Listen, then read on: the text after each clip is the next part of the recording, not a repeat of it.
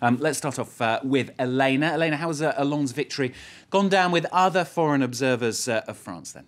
Should we start with the celebrations then, Stuart? Why For a not? whole swathe of left-wing opinion across Europe, Hollande is their great hope, the man who's going to pull Europe out of austerity and create a new European agreement based on growth. For the left-wing Spanish paper El País, Hollande forces a new Europe is their front page. And on the inside, they say this isn't just a great victory for France, it's a great victory for the left all across the continent, that here we can start building a new kind of economy, a new way of pulling Europe out of its slump by instead investing in people, investing in jobs, investing in equality, trying to build a fairer and more sustainable European model. But they do also say in that editorial that he mustn't forget swathes of the French did not vote for him, and indeed large chunks of public opinion voted for fairly extreme alternatives, both on the right for Marine Le Pen and indeed on the left for Jean-Luc Mélenchon. In both cases, alternatives that reject European solidarity in their different ways, that reject the European economic agreements, most of which, of course, Hollande says he will uphold. It's a fairly small amount of what has been agreed by Nicolas Sarkozy at a European level that Hollande actually says he plans to change.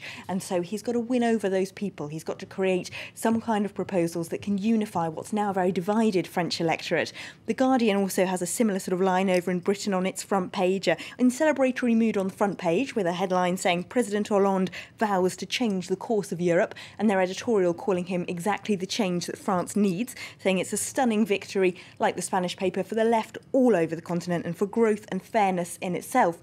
This isn't, of course, just about austerity, The Guardian points out. In lots of ways, this is personal. Sarkozy should take his defeat personally because it is. It's, if anything, a judgment against him, against his style, against the bling-bling, against the Rolexes and the yachts and the supermodel wife. That is as much about that as it is about policy. And Hollande shouldn't forget that this perhaps isn't a stunning victory for him as a man in himself. He's still got a case to go for convincing the electorate, both here in France and around the world, that he's got the stature to be president. I suppose, as ever with a new president, if this is his in tray here on the desk, the papers are piled up pretty high, isn't there? There's no time to lose for him. There'll be no honeymoon. He's got to get stuck in as quickly as possible. The Guardian reminds us in that paper that perhaps the most crucial thing will be his relationship with Angela Merkel. He's got a European summit within a month that he's got to face. The relationship between those two people is going to be crucial. If they can't get on, if he can't start trying to talk around, then there's no way they're going to come to any kind of agreement on this fiscal pact that he wants to renegotiate. The German tabloid Bild puts that in its own inimitable way on its front page.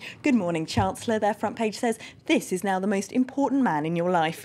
And they are actually more positive than you'd expect in that German paper, saying that he at least is perhaps a more pragmatic man than Sarkozy, perhaps an easier man to talk to, perhaps a less emotional man at international summits. So she might find it easier, in fact. They might be more similar in temperament, they say, Angela Merkel and François Hollande, even if they're not in policy. The Financial Times also is looking at some of the huge foreign policy challenges that Hollande faces as he starts this new and very difficult job. Of course, he's got a NATO summit in the US coming up very soon, in which he's going to try and sell to the US the idea of pulling French troops out of Afghanistan over a year earlier than what America is currently expecting. That's not likely to go down particularly well with Barack Obama, of course, so that's one big international challenge. But perhaps the most damning editorial I've seen yet in any of the foreign press is one from German magazine Der Spiegel, which says, the president who's damned to disappoint everyone. Now, they say he's going to disappoint a big swathe of his own electorate because they're expecting left-wing moves that he just simply won't ever be able to afford in order to balance France's budget and win over his European partners. He will never be able, they say, to fulfil all the spending promises that he has made, and that he's bound to end up alienating a big swathe of the people who voted for him if he's going to come to any kind of stable budget. So looking across all the papers, I mean, do the majority of them seem kind of pleased to see the back of Sarkozy, do you think? Well, I think it's a great loss for gossip columnists, isn't it, across the world? It's hard to see how François Hollande and Valérie Trierweiler are going to be quite as entertaining as Sarkozy and Carla Bruni have to the international public that's watching them. There's one piece in the New York Times saying the French will miss him because he was so very human, because he had so many human failings, his love for wealth and things that the French consider vulgar, and the Rolexes and the yachts. They say he actually helped to humanise the president, to make him more approachable, and that perhaps the French will end up missing even his vanity vanity and his public errors and his stacked heels, because at least they made him a human being, whereas Hollande might make the presidency look, as according to them it did under Chirac, bland, elitist and aloof. If we look over at some of the British tabloids, the Daily Mail, though, has really stuck the knife in today. They headline, "Vulgar, rude and egotistical, President Bling Bling has met his Waterloo."